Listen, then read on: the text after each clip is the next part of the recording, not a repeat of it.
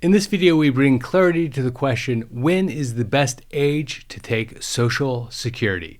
Coming up next on Holy Schmidt. Holy Schmidt! One of, if not the most important question a retiree can ask is, what is the best age for me to take Social Security? This is because the typical retiree's Social Security payment represents 40% of their overall income. For many retirees, by the way, it represents 100% of their income, so this question is quite important. Take Social Security early and you get more payments, but they're smaller payments. Take it later and you get fewer payments, but they're larger payments. This is compounded by the fact that we don't actually know our own expiration date. In the end, the retiree won't know until long into retirement if they've made the right choice or not. But knowing the data will help increase your odds that you get it right.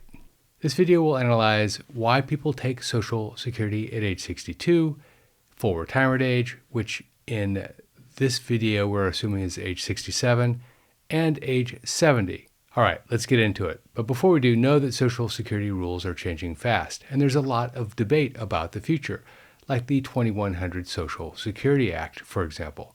If signed into law, the Act increases benefits for dependents and eliminates the windfall elimination provision, which is one of the most contentious points in the Social Security Act as it stands today. So make sure that you click subscribe and turn on notifications so that you get alerted the next time I post a video. I post once or twice a week. All right, let's go. First, let's talk about the Social Security Breakeven Chart that the SSA used to publish but has since taken down from their website.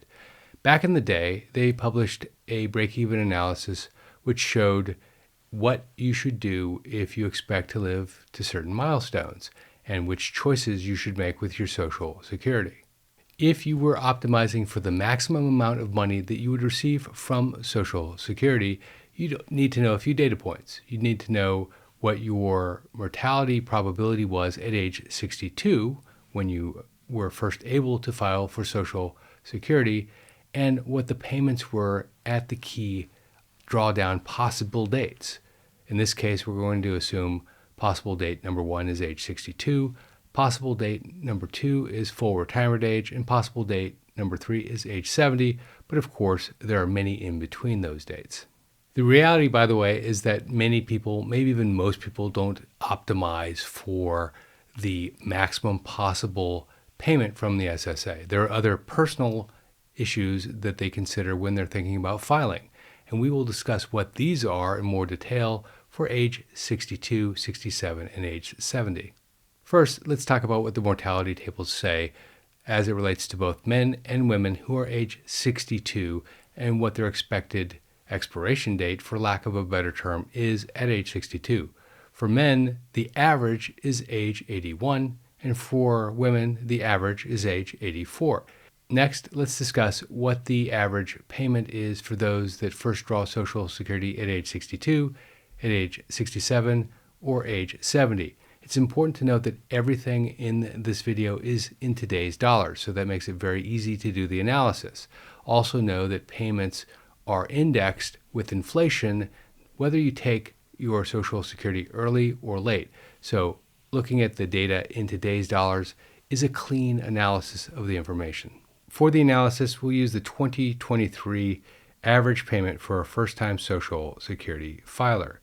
At age 62, the payment is $1,254.53 per month. That's $1,554 a year. At age 67, it's $1,782 per month.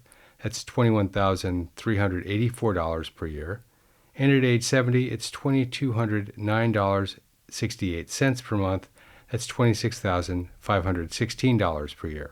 So if all you're concerned with is maximizing the amount of Social Security payment that you receive over your lifetime and you're male, you would choose to take Social Security at full retirement age. Why? Because at age 67, your break-even point is age 78, yet your mortality table says you're going to live to age 81. If you're a female, you would take it at age 70 because your break-even point is age 82, and your mortality table says that you will live to age 84. Of course, your actual payment will be higher or lower depending on your work history, but the relationship between the payment that you receive at 62, 67, and 70 doesn't change no matter what the size of your payment. So if it's not all about the numbers, what are the other reasons people take Social Security early or late? Let's talk about age 62 as a starting point. By the way, this is the single largest segment of people who apply for Social Security, meaning more people take Social Security at age 62 than at any other age. One of the biggest reasons, in fact, maybe even the biggest reason, is that people who are age 62 don't know what their longevity is really going to look like, so they expect the worst. They know someone who passed early, they think it can happen to them, or they have family history or personal history which suggests that they aren't going to meet the tables, so to speak. The next reason is that the retiree has other retirement assets and frankly doesn't necessarily need to extract every last dollar from Social Security, and they really want to enjoy the beginning and middle of their retirement, and they want extra capital or extra cash along the way to do so. The next is that the person drawing on their own primary benefit was not the big earner in the family, and the fact is the spousal benefit is going to be bigger when the time comes, so they're drawing down their Social Security early on their own account, and they're going to switch to the spousal benefit later. Next, they've stopped working and they don't need to worry about the Social Security earnings test, which limits the amount of Social Security payment one can get while they're working and drawing a certain amount of money from their job. Finally, at age 62, there are those that just need the money. Life's been hard, it's available, that's all there is to it. Now what about drawing at age 67, full retirement age in this video? Well, the picture changes completely when you wait to full retirement age. Before I get into it, there are undoubtedly many of you who are saying, what about ages 63, 64, 65, and 66? Well, if I included every single one of those in this video, the video would be about 3 times as long. And frankly, many of the reasons that you would draw at 63 through 66 are the same reasons you would draw at age 62. The difference in many cases is that you're still working and you don't need to draw Social Security until you retire, officially retire. This isn't always the case, of course. Sometimes people have personal targets that they want to hit. Sometimes on the way to full retirement age, something happens in life and they need to deal with it. So this is the exception in many cases, not the rule. And finally, others are just winging it, which is of course very bad when you're talking about a major component of your overall retirement income, but it happens. A very important point to make here at full retirement age is that you can work and earn as much as you want, or at least as much as the market will bear for your services, and still collect your full Social Security payment. The average Social Security payment, by the way, at full retirement age is $1,782 per month. At full retirement age, you're considered to be receiving 100% of your Social Security payment. But 100% doesn't mean that you're capped at 100%. As you'll see in a moment, you can actually go up to 124% of your payment by waiting to age 70. Also, at full retirement age, the break-even analysis is still in your favor. As mentioned earlier, the break-even point between choice A, age 62, drawing Social Security at age 62, and choice B, drawing Social Security at full retirement age, in this case age 67, is age 78. The mortality tables suggest that men have a lifespan of approximately 81 and women have a lifespan of approximately 84 if you look at that table when you are age 62. Finally, if you wait to age 70, this is the maximum possible payment the primary insured can receive. It's 124% of the payment at full retirement age, and the average in 2023 is $2,209. A few of the reasons that one might wait to age 70 is to maximize the survivor benefit, to ensure that you have the financing in place for late life expenses like long-term care, for example, and just for the unknown that you might be facing in the years ahead. I'm often asked the question, shouldn't I just take Social Security early, maybe even as early as age 62, and invest it? Because if I do that, when I pass, my heirs will have a nest egg, but if I don't, when I pass, Social Security passes as well. This is an entirely personal choice, of course, and there are pros and cons to taking Social Security early and investing it.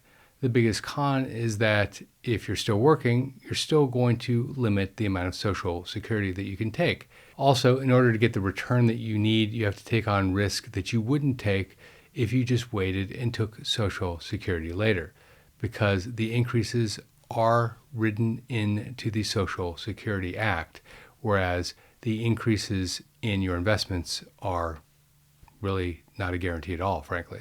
Finally, if you're not working, there is a reasonable chance that you'll take it early and actually spend it. It's a statistical fact that a lot of people do, in fact, do that.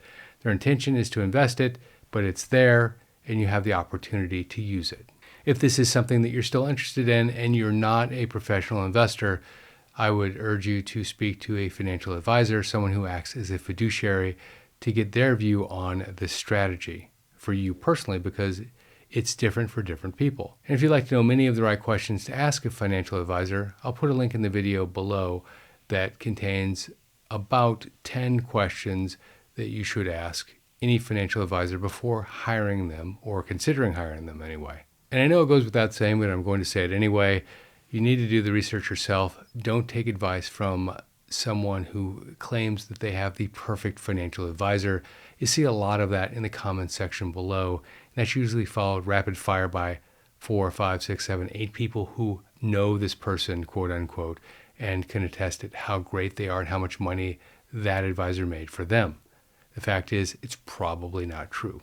If you like this video and you'd like to see more of me, please make sure you click subscribe and turn on notifications so that you get alerted the next time I post a video.